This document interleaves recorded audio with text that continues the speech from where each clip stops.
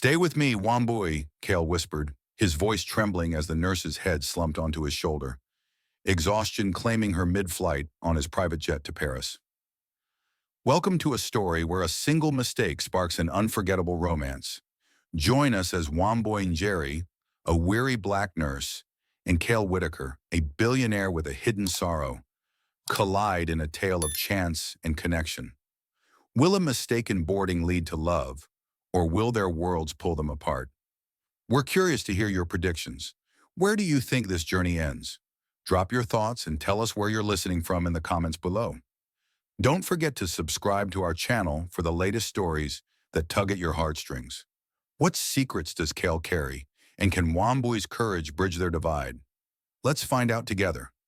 The fluorescent lights of Newark International Airport buzzed overhead, casting a harsh glow on Wamboy and Jerry's weary face as she dragged her aching feet across the polished terminal floor.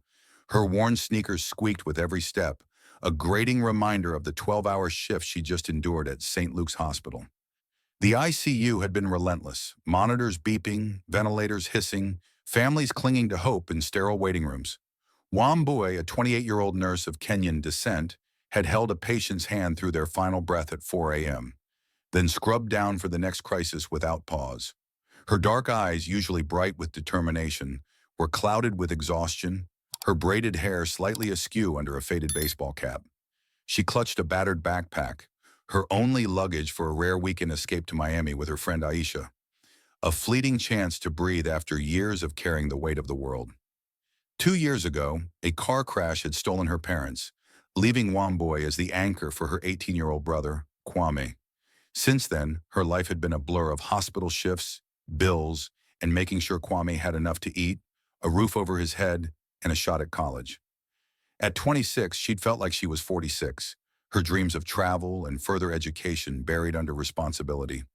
This trip to Miami, her first vacation in 3 years, was supposed to be a lifeline, a weekend of no IV drips, no grief, just sun and laughter with Aisha. But now, as she navigated the chaotic terminal, time was slipping away. Her phone, its screen cracked from a fall during a chaotic shift, glowed with the boarding pass. Gate 17C, departure in 20 minutes. She quickened her pace, her heart pounding not just from the rush, but from the bone-deep fatigue that clung to her like a shadow.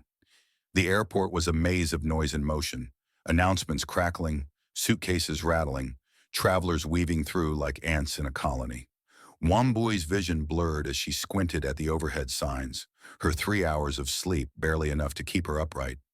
Gate 17C, she muttered, her voice hoarse, a mantra to keep her focused. She'd barely made it home after her shift to shower and grab her backpack, already packed with essentials, a change of clothes, a toothbrush, and a dog-eared novel she hadn't had time to read. Her phone buzzed in her pocket, a text from Aisha. "Where are you? They're boarding soon." Wamboy's fingers fumbled as she typed back, "Almost there." Though the truth was, she wasn't sure where there was anymore. The signs seemed to dance, pointing in every direction, and her head throbbed with the weight of sleeplessness.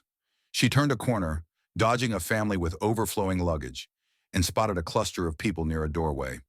The sign above read Private Aviation Terminal, but the words barely registered. To Wamboy, it was just another gate in the sea of confusion, and the small crowd suggested boarding was imminent. Her heart leapt. Maybe she wasn't too late. She pushed forward, her backpack bouncing against her hip. A woman in a crisp navy uniform, her smile polished as the terminal floor, greeted her. "Miss Larson, we've been expecting you," she said, her voice smooth and professional.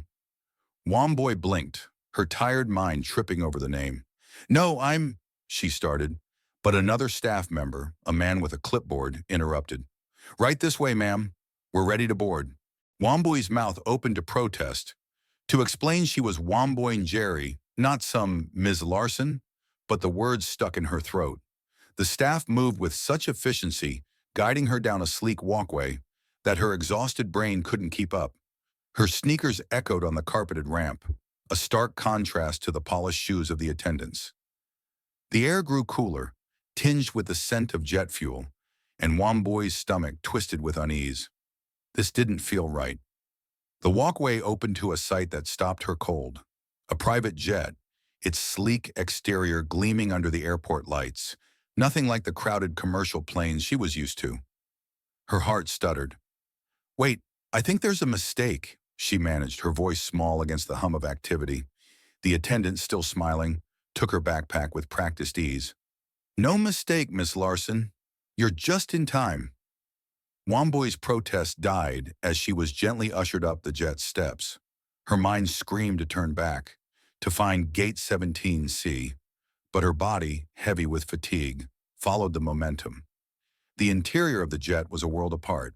Cream leather seats, polished wood paneling, a faint glow from ambient lighting.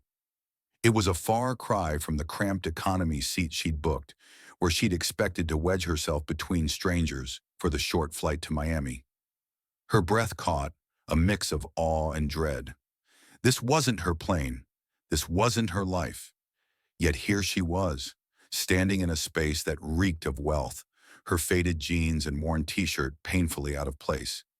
A man sat near a window, his silhouette sharp against the dimming sky outside. He turned, and Womboy's tired eyes registered his face, strikingly handsome, with sharp cheekbones and piercing blue eyes that studied her with quiet curiosity.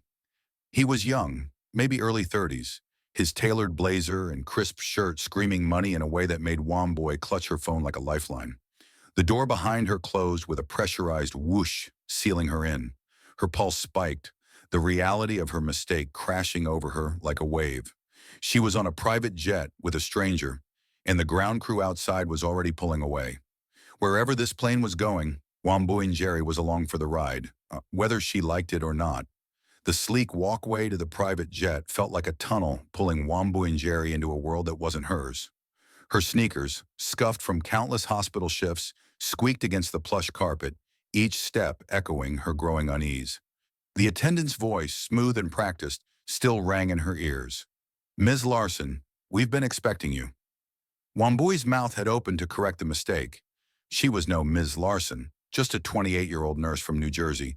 But the words dissolved in the whirlwind of efficiency around her. The second staff member, a man with a clipboard and an earpiece, had waved her forward with such authority that her exhausted mind, clouded by a 12-hour shift and 3 hours of sleep, couldn't muster resistance. Her backpack, heavy with the bare essentials for a budget trip to Miami, bounced against her hip as she was ushered toward the jet's open door, the scent of jet fuel sharp in the cool air. Womboy's heart thudded as she crossed the threshold, her eyes widening at the sight before her.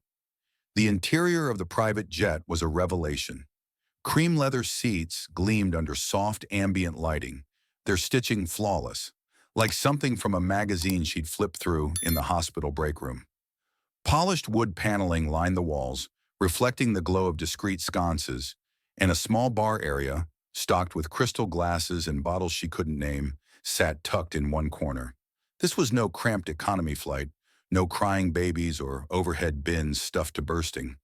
This was a world of wealth, alien and untouchable, and Womboy in her faded jeans and worn t-shirt felt like an intruder in a dream not meant for her. She froze just inside the cabin, her breath catching as the door behind her closed with a pressurized whoosh, sealing her in. The sound was final, like the click of a lock on a life she didn't belong to. Her phone, its cracked screen a testament to her chaotic reality, buzzed in her pocket. Aisha, no doubt, wondering why she hadn't reached Gate 17C. But before Womboy could dig it out, a voice, low and measured, cut through her spiraling thoughts. "You're not Elise Larson." She turned, her gaze landing on a man seated near a window, his silhouette sharp against the twilight sky, visible through the glass. He was younger than she'd expected, maybe early 30s, with sharp cheekbones and piercing blue eyes that studied her with a mix of curiosity and amusement. His tailored blazer and crisp white shirt screamed money, but his posture, relaxed, almost casual, hinted at something less guarded. "I'm Womboy Jerry," she stammered, clutching her phone like a lifeline, her voice barely above a whisper. "I think I'm on the wrong plane." Her words felt inadequate, swallowed by the opulence around her. The man's lips curved into a faint smile, not mocking but intrigued, as if her presence was a puzzle he was eager to solve. "It seems you are," he said, his tone smooth, almost playful. "We're headed to Paris." The word Paris hit her like a jolt, her tired mind struggling to process it. Paris, France? Not Miami, not the quick getaway with Aisha, but a transatlantic flight to a city she'd only seen in movies and her mother's old travel magazines. Wait, I need to get off, Womboy said, her voice rising as she turned toward the closed door. Her hand reached instinctively for the handle, though she knew it was futile. The hum of the jet's engines was growing louder, a low rumble that vibrated through her bones. I'm supposed to be on a flight to Miami with my friend. This is a mistake. She spun back to face the man, desperation creeping into her tone. He stood now, moving with a quiet confidence that filled the small cabin.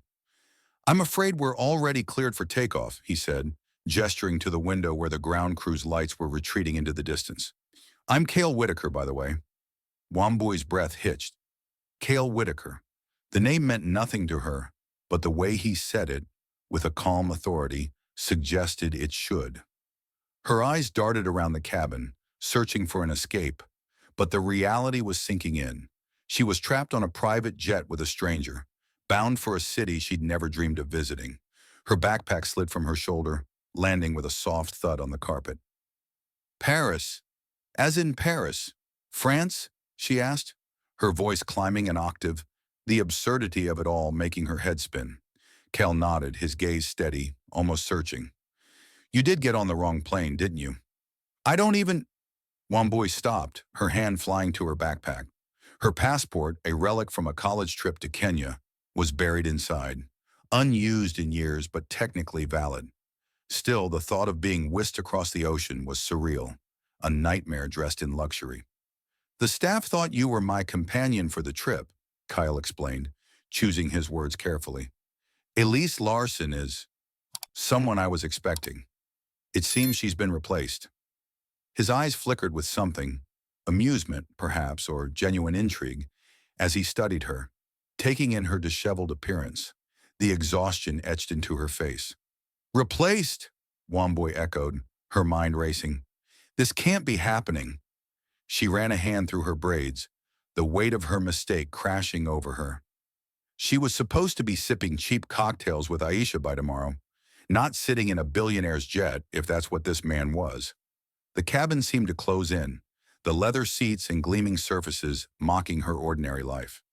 I need to call my friend, she said, fumbling for her phone.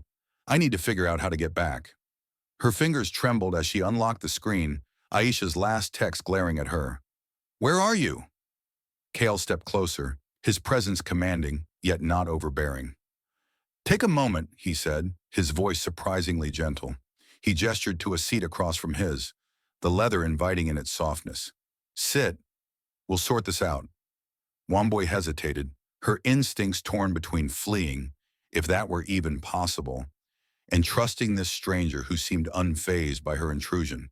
The jet lurched slightly, picking up speed on the tarmac, and her legs buckled, forcing her to sink into the seat. The cushion enveloped her, a stark contrast to the hard hospital chair she was used to. How did I even get here? She muttered, more to herself than to Cale. Her eyes flicked to him, searching for answers. No one stopped me. They called me Ms. Larson, and I tried to say something, but... She trailed off, the memory of the attendant's brisk efficiency replaying in her mind. Cale leaned back, his expression softening. You must be exhausted, he said, not a question but an observation. You walk through a private aviation security system that costs millions to maintain, and no one blinked. That's impressive, in a way. Womboy let out a shaky laugh, the sound more nervous than amused. Impressive isn't the word I'd use. She glanced out the window, the runway lights blurring as the jet gained speed. Her heart pounded, a mix of fear and something else. Curiosity, perhaps, about this man who seemed to find her mistake more intriguing than inconvenient. Cale's eyes held hers, steady and unreadable, as the jet tilted upward, lifting into the night sky. Wherever this flight was taking her, Womboy was no longer in control, and the realization was as thrilling as it was terrifying. The private jet's engines roared beneath Womboy, a relentless hum that vibrated through the plush leather seat cradling her exhausted body. The cabin, with its cream upholstery and polished wood, felt like a gilded cage, trapping her in a reality she couldn't comprehend. Her heart pounded, each beat a reminder of her colossal mistake. Boarding the wrong plane, now soaring toward Paris, France, instead of Miami for her weekend escape with Aisha. Wambui's cracked phone lay in her lap, Aisha's unanswered texts glowing like accusations. "Where are you? They're boarding." Her fingers hovered over the screen, but what could she say? That she was thousands of feet in the air, on a billionaire's jet, with no idea how she'd gotten there? The absurdity of it tightened her chest, her breath shallow as she gripped the armrests, knuckles paling against her dark skin. Across from her sat Cale Whitaker, his piercing blue eyes studying her, with an intensity that made her feel both seen and exposed.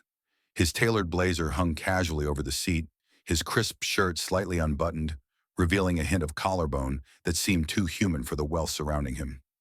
"I need to get off," Wambui said, her voice sharper than intended, edged with panic. "I'm supposed to be in Miami with my friend. This is a mistake." The words tumbled out, desperate, as if saying them could rewind the jet's ascent. Cale leaned forward, elbows on his knees, his calm demeanor a stark contrast to her unraveling nerves. "We're already airborne," he said, his tone steady but not dismissive. "But I'll arrange a flight back for you as soon as we land. You have my word."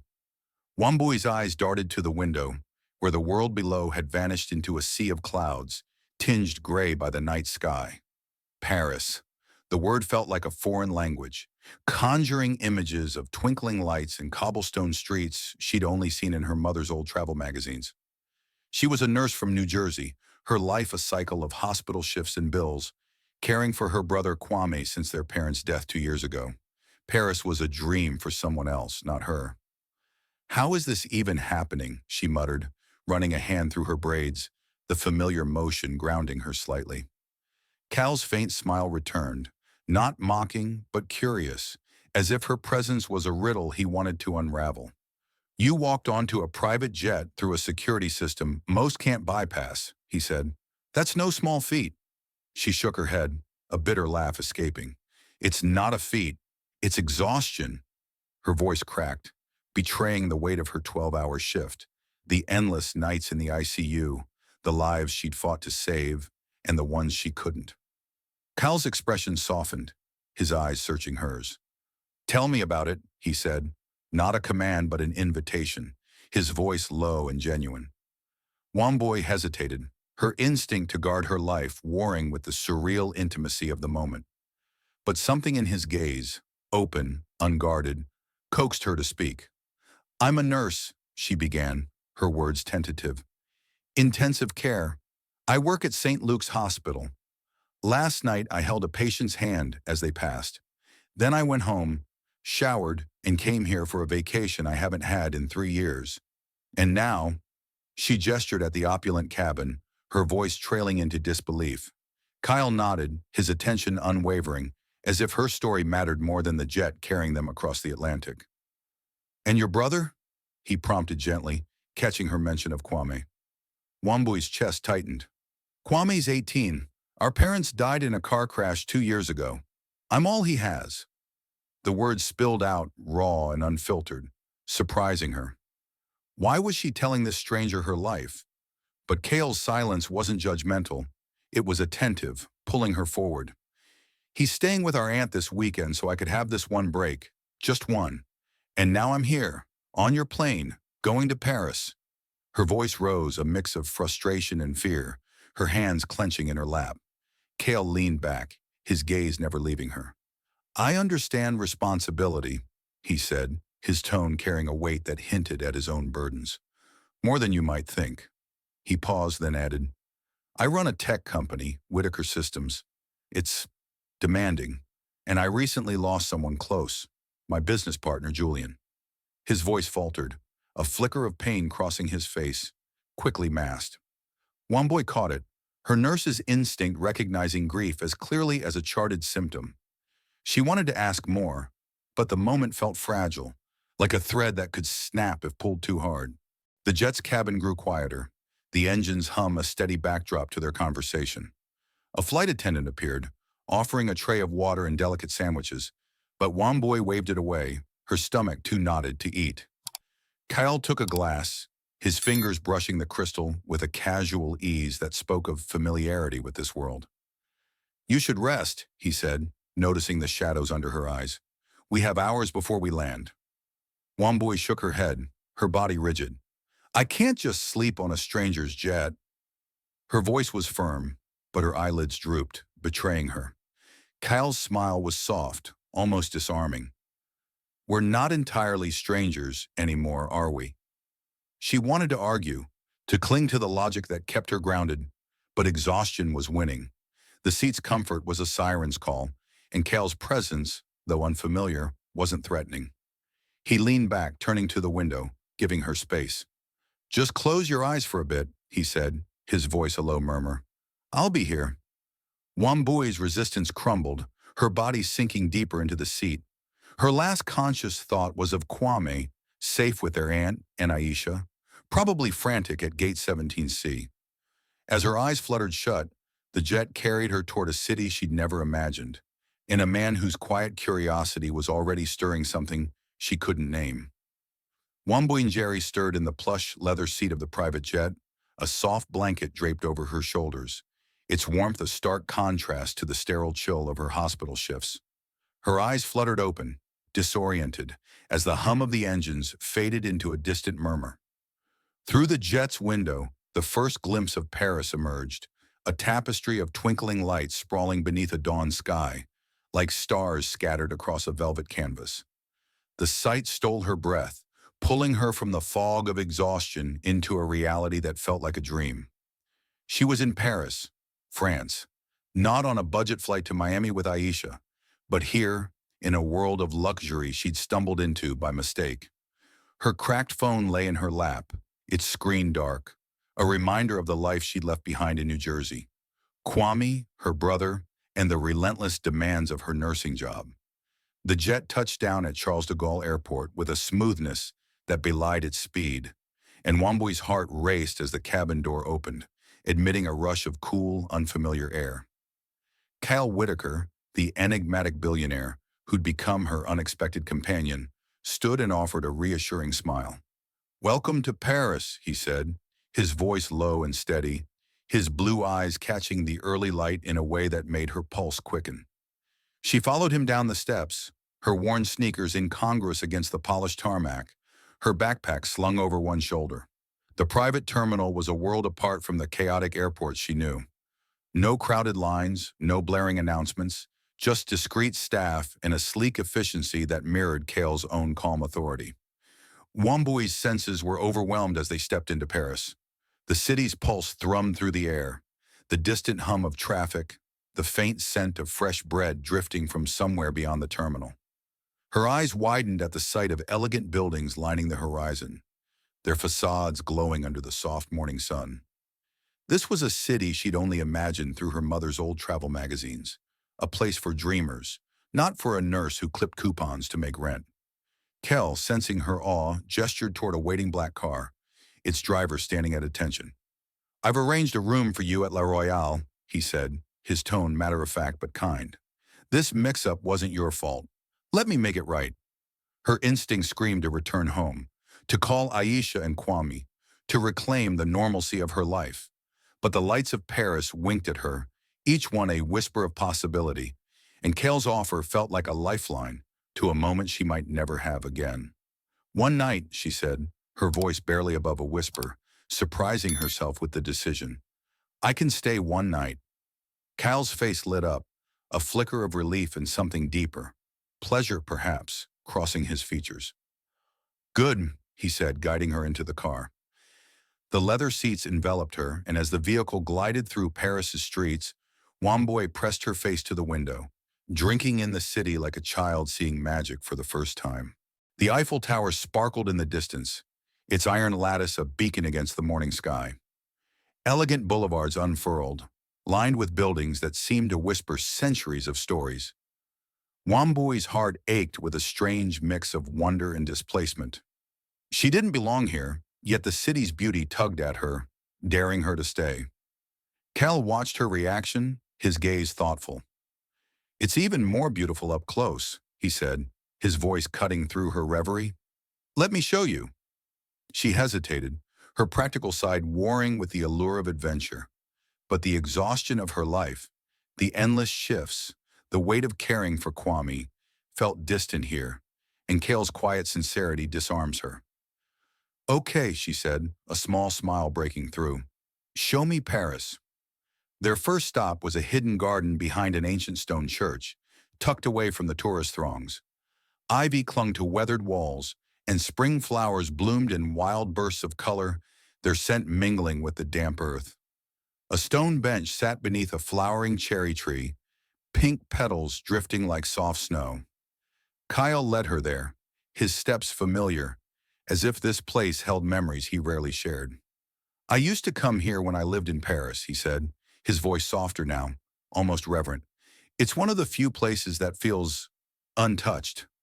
One boy sat beside him, the bench cool against her jeans, and felt a strange calm settle over her, as if the garden's peace could seep into her bones. Kyle's gaze grew distant, fixed on the petals falling around them. My business partner, Julian, loved places like this, he said, the words heavy with unspoken grief. He died in a sailing accident. We were supposed to go together, but I stayed behind for work. His voice cracked, a rare glimpse of vulnerability that struck Wamboy like a chord. She recognized that tone, the raw edge of loss, the kind she heard in the ICU, in families saying goodbye. I know what it's like to lose someone, she said quietly, her own grief rising to meet his. My parents died 2 years ago, a car crash. It changed everything. She paused, surprised by how easily the words came. I had to become everything for my brother, Kwame. Sometimes I wonder who I am outside of that. Cal turned to her, his eyes searching, as if her words had unlocked something within him. You're more than that, he said, his voice firm yet gentle. You're here, in Paris, living this moment. Wamboy's throat tightened, the weight of his words stirring something she hadn't felt in years. Hope, fragile but real. The garden seemed to hold them in a bubble, the world outside fading as they shared this quiet connection.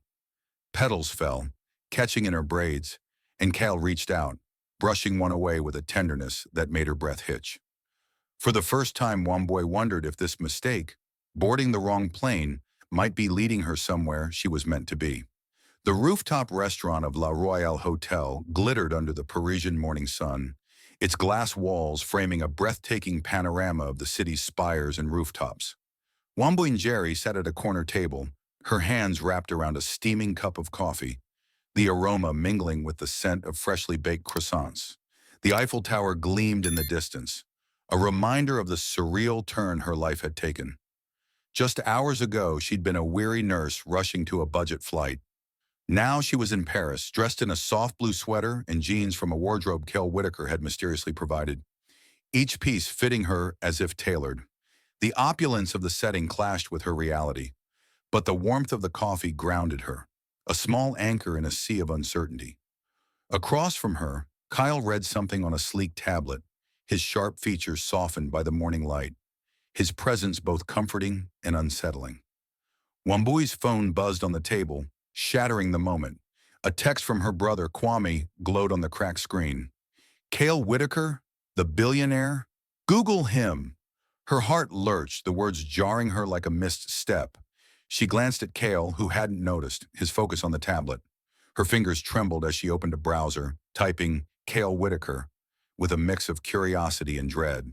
The search results flooded in, articles about Whitaker Systems, a tech empire revolutionizing cybersecurity. Photos of Cale at galas, his arm around celebrities. Headlines calling him one of America's youngest billionaires. One caught her eye. Tech billionaire Kyle Whitaker retreats after partner's death. The article described his reclusiveness since Julian's sailing accident, painting a picture of a man haunted by loss, his empire teetering as he withdrew. Wamboy's breath caught, her chest tightening with a surge of betrayal. He let her believe he was just a businessman, not a figure from magazine covers and financial news. She set the phone down, her fingers curling into fists. The warmth of the coffee turned bitter in her mouth. the city's beauty outside now a mocking backdrop to her rising anger. Kyle looked up, his blue eyes meeting hers, and his brow furrowed at her expression. "Everything okay?" he asked, his voice laced with concern. Womboy's lips parted, but the words stuck, tangled in a storm of hurt and confusion. How could he sit there, sharing quiet moments in a hidden garden, listening to her grief, without mentioning he was one of the wealthiest men alive? Had he been amused by her naivety, watching her fumble through his world like a lost child? She pushed her chair back, the scrape loud in the quiet restaurant. "I need some air," she said, her voice tight, and strode toward the hotel's library, a quieter space she'd glimpsed earlier. The library was a haven of polished wood and leather-bound books, its tall windows offering a view of Paris's skyline. One boy paced near a shelf, her braids swinging as she tried to steady her breathing. The pendant Cale had given her, an Eiffel Tower charm, felt heavy against her chest, a symbol of trust now tainted. Footsteps approached, and she turned to find Cale in the doorway, his casual jeans and light blue shirt at odds with the billionaire she now knew him to be. "Womboy," he said, his voice cautious. "What's wrong?" She crossed her arms and her gaze sharp. "You're Cale Whitaker, the billionaire. You let me think you were just some businessman." Her words cut through the air, raw and accusing. "Were you laughing at me this whole time? Watching the clueless nurse stumble through your world?" Kyle's face fell, a flicker of guilt crossing his features. He stepped closer, his hands raised as if to calm a storm. "Womboy, no, it wasn't like that." His voice was earnest, almost pleading, but she held her ground, her anger a shield. "Then what was it like? Because from where I'm standing, you lied to me." Kyle ran a hand through his hair, his composure fraying. "I didn't lie," he said, his eyes locking onto hers. "I just didn't tell you everything. I wanted to stay in that moment where I was just a person to you, not a headline or a net worth." His words carried a raw honesty that made her pause, but her hurt ran deep, a wound opened by the disparity between their lives. "That's not fair," she countered, her voice trembling. "You took away my choice to know who I was dealing with." Kyle nodded, his shoulders slumping slightly. "You're right. I should have been upfront. I'm sorry."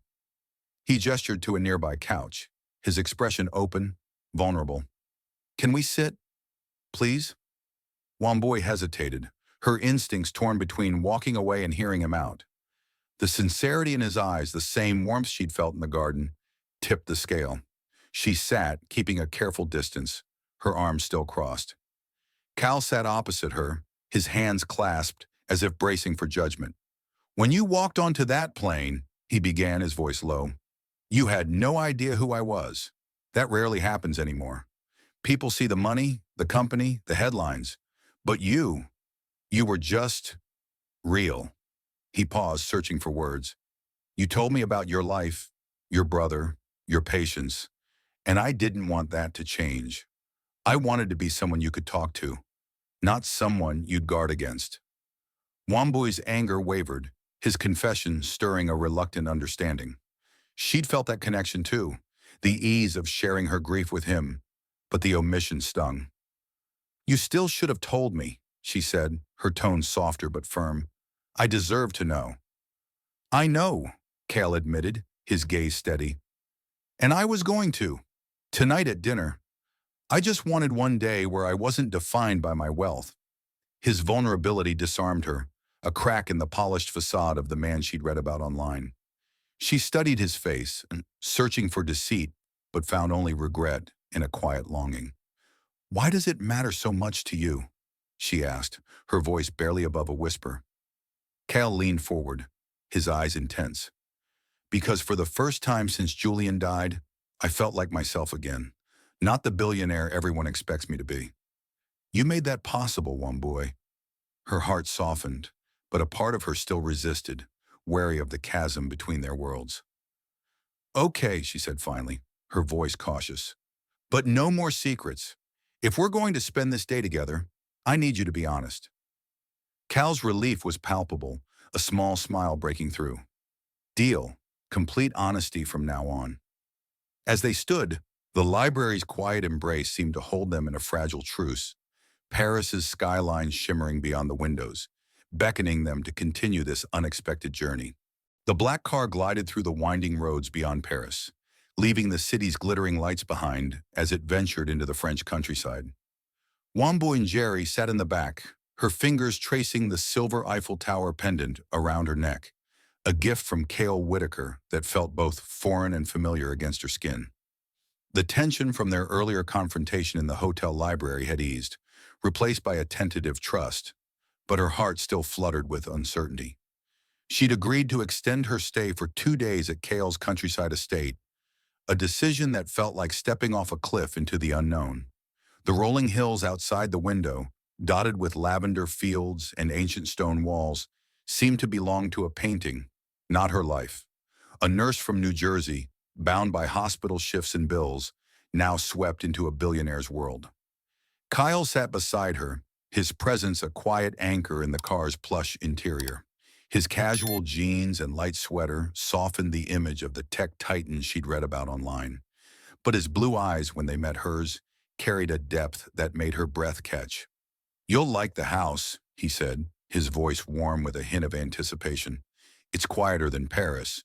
More real." Wamboy nodded, her gaze drifting to the landscape, where the sun cast golden streaks across the fields. The idea of real felt slippery. Her reality was a cramped apartment and endless ICU nights, not this fairy tale escape. Yet something in Cale's tone, his unguarded hope, made her want to believe in this moment. The car turned down a tree-lined driveway, gravel crunching under the tires, and the house came into view. A centuries-old stone manor, its weathered facade softened by climbing ivy and modernized windows that gleamed in the sunlight. Wamboy's eyes widened, her heart skipping at its understated elegance. It was grand yet inviting, a place that whispered history while promising comfort. "This is your?" she asked, unable to hide her awe. Cale's smile was almost sheepish.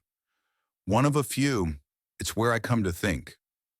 The driver, a middle-aged Frenchman named Michel, opened the door with a respectful nod, and Wamboy stepped out, the scent of lavender and fresh earth enveloping her. Inside the house was a blend of old and new, antique furniture paired with sleek technology, exposed beams softened by plush rugs. Madame Bertrand, the housekeeper, greeted them with a warm smile, her practiced ease suggesting she was used to Kyle's impromptu visits.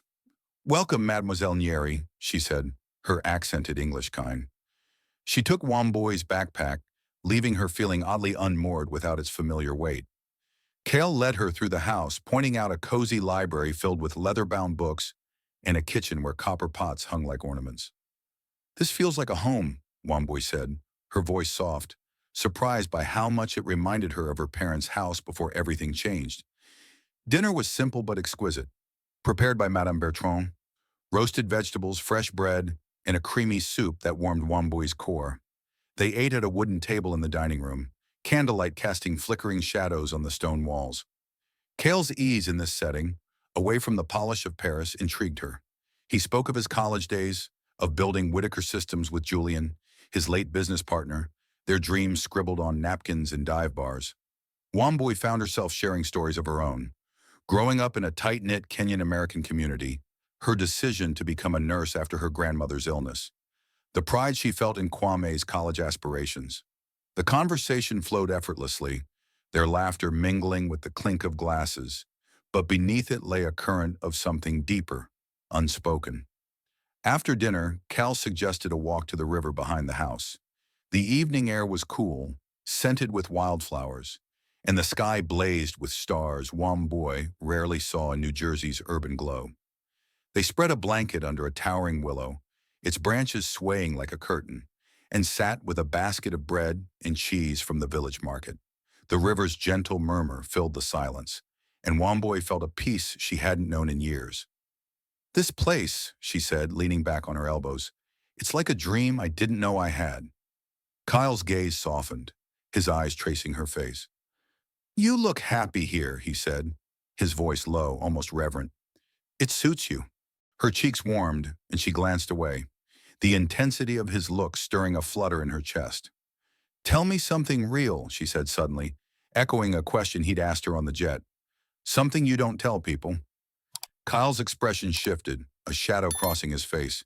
He stared at the river, his jaw tightening. I blame myself for Julian's death, he said finally, his voice barely above a whisper. We had an annual sailing trip, just the two of us. I canceled last minute for a client meeting. He went alone and he swallowed, the words heavy. If I'd been there, maybe I could have saved him. Wambui's heart ached, recognizing the guilt that mirrored her own.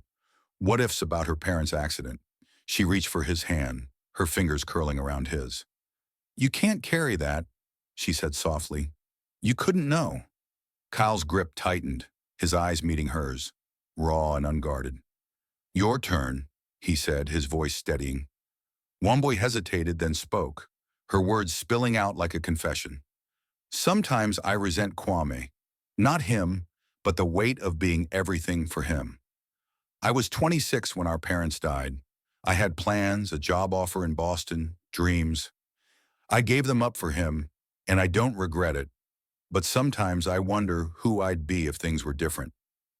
Cal's thumb brushed her hand, a quiet reassurance. That doesn't make you selfish, and he said, it makes you human.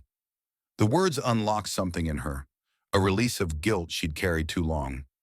They sat in silence, the river's song weaving around them, and Wambui felt a connection growing, fragile but undeniable. She leaned closer, her shoulder brushing his, and for a moment, the world was just them. Two people finding solace in shared scars. As the stars glittered above, Wambui wondered if this escape, this man, could be more than a fleeting dream, even as her heart warned her of the worlds that stood between them. Wambui and Jerry stepped into her modest New Jersey apartment, the familiar creak of the floorboards grounding her after the surreal whirlwind of Paris. The air smelled faintly of the lavender candle she'd lit before her ill-fated dash to the airport, but the space felt smaller, dimmer, after the opulence of Cale Whitaker's world. Her fingers brushed the silver Eiffel Tower pendant around her neck, a gift from Kyle that now anchored her to those fleeting days in France. She dropped her backpack by the door, its weight a reminder of her return to reality, hospital shifts, bills, and her brother Kwame's college dreams. Yet as she sank onto the worn couch, a lightness lingered in her chest, a glow from the connection she'd forged with Kyle, his blue eyes and quiet sincerity etched into her memory. Kwame burst from his room, his lanky frame filling the doorway. You're back, he exclaimed, his grin wide but curious. What was Paris like? And this billionaire guy? Wambui laughed, the sound tinged with exhaustion, and recounted a carefully edited version of her trip. The hidden garden, the countryside picnic, Cale's unexpected warmth. Kwame's eyes sparkled, but his teasing softened into concern. You look different, sis. Happier. She touched the pendant, her smile bittersweet. It was like a dream, she admitted, but I'm home now. That night she fell asleep clutching her phone, hoping for a text from Cal, a bridge between their worlds. The next morning, Wambui returned to St. Luke's Hospital, the ICU's sterile hum a stark contrast to Paris's vibrant pulse. She moved through her shift with practiced efficiency, checking monitors, soothing patients, offering quiet comfort to families. But her thoughts drifted to Cale, to the way he listened, truly listened, as she shared her fears by the river. Her phone buzzed during a break, and her heart leapt at his name. Thinking of you. Boston meetings are dull without you. She smiled, typing back, miss you too. Survived my shift so far. Their text became a lifeline, his messages arriving like small gifts, photos of Boston's skyline, a quip about a boring conference call, a question about her day. Each exchange felt like a thread weaving their disparate lives together. For a week, their connection held strong. Late-night calls stretched into hours. Cal's voice a warm anchor as he shared stories of his company's chaotic early days and his grief for Julian. Wambui opened up about her parents' accident, the guilt she carried for working a double shift that weekend and missing their last moments. You couldn't have known, Cale said softly, his words echoing her own to him in the countryside. She began to imagine a future where their worlds might coexist, where a nurse from New Jersey could fit with a billionaire whose life spanned continents. The pendant, warm against her skin, became a talisman of that hope, a reminder that Paris wasn't just a dream. Then abruptly the text stopped. The first day Womboy brushed it off. Kyle was busy, his company demanding his attention. She sent a light message. Hope you're surviving those meetings. No reply. By the second day, a knot formed in her stomach. She called, her heart sinking as it went to voicemail. Kyle, it's Womboy, just checking in, she said, her voice steady despite the unease creeping in. Silence followed, a void that grew heavier with each passing hour. She checked her phone obsessively between patients during breaks at home alone on the couch. Had she misread him? Was the novelty of their connection, her ordinary life against his extraordinary one, wearing off just as she'd feared? By the third day, doubt turned to dread. Womboy sat in the hospital break room, her untouched coffee cooling as she scrolled through their last messages, searching for a clue. Had she said something wrong? Was he pulling back, realizing their worlds were too far apart? The pendant felt heavy now, a mocking reminder of her vulnerability. She confided in Aisha over lunch, her friend's eyes narrowing. He's a billionaire, Womboy. Maybe he got bored and jetted off to some new adventure. The words stung, echoing her deepest fears, but she shook her head. He's not like that, she insisted, though doubt gnawed at her. Cale's sincerity, his raw grief, had felt real, hadn't it? That evening, Womboy returned to her apartment, the silence deafening without Cale's voice to fill it. She curled up on her bed, the pendant clutched in her hand, and let herself cry, the tears hot and bitter. She let herself believe in something impossible, a connection that transcended their differences, and now she was paying the price. The life she'd returned to, hospital shifts, Kwame's college applications, the endless grind, felt heavier, the glow of Paris fading like a half-remembered dream. She tried one last call, her heart pounding as it rang unanswered. Kyle's voicemail a cold echo in her ear. Then as she sat in the dark, the television flickered on, a news channel Kwame had left playing. A headline flashed across the screen, freezing her blood. Tech billionaire Kyle Whitaker dead at 32X. Her breath caught, the room spinning as the anchor's voice detailed a rare, aggressive illness that had claimed him, kept secret even from those closest to him. The Paris trip, the report said, was his final wish to see the world one last time. Womboy's hand flew to the pendant, her fingers trembling as tears spilled down her cheeks. He hadn't abandoned her. He'd been saying goodbye, shielding her from his pain, just as he'd shielded her from his wealth until she'd forced the truth from him. The realization broke her, a sob tearing free as she clutched the pendant, its tiny Eiffel Tower, a fragile link to the man who changed her heart in 3 fleeting days. The cemetery was quiet, save for the rustle of autumn leaves skittering across the frost-kissed grass. Womboy and Jerry stood before Cale Whitaker's grave, her breath visible in the crisp air, her dark eyes fixed on the simple granite headstone. The words Cale Whitaker, beloved friend and visionary, were etched in elegant script, a stark contrast to the vibrant man she'd known for 3 fleeting days in Paris. Her fingers trembled as they traced the silver Eiffel Tower pendant around her neck, its delicate weight a tangible echo of their time together. The news of Cale's death from a rare, aggressive illness had shattered her, the television report replaying in her mind like a cruel loop. His Paris trip, their trip, was his final wish to see the world before the end. Tears welled in her eyes, spilling over as she whispered, "You changed my life, Cale." The words felt inadequate, lost in the wind that carried the scent of damp earth and fading flowers.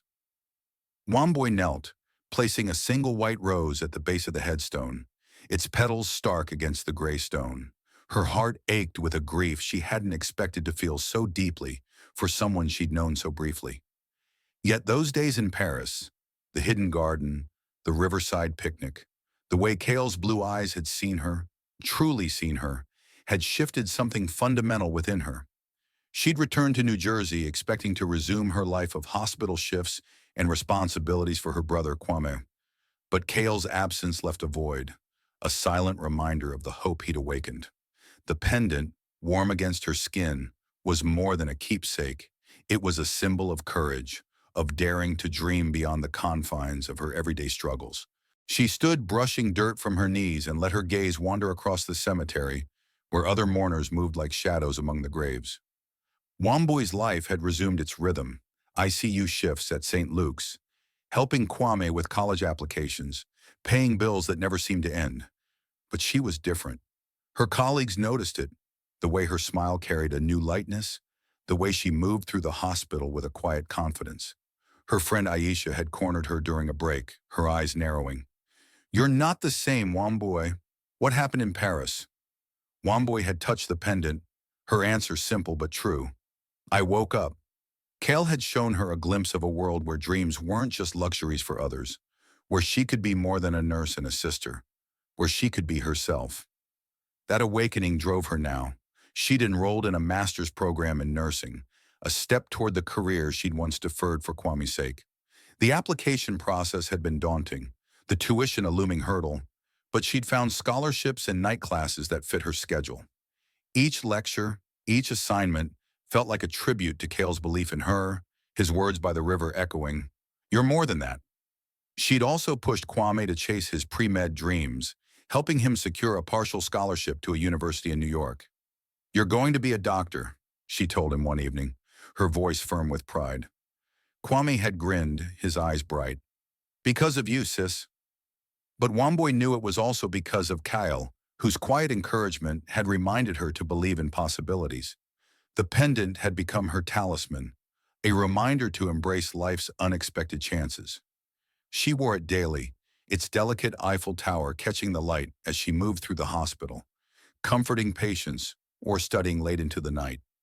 It wasn't just a memory of Paris. It was a promise to herself to keep moving forward, to honor the spark Kale had ignited. She'd learned more about him after his death, reading articles about his philanthropy, his innovations at Whitaker Systems, his quiet acts of kindness, like funding scholarships for students like Kwame. He'd never mentioned those things, his humility a stark contrast to the billionaire image she'd discovered too late. It made her grief sharper, knowing the world had lost someone who'd cared so deeply, even as he hid his pain.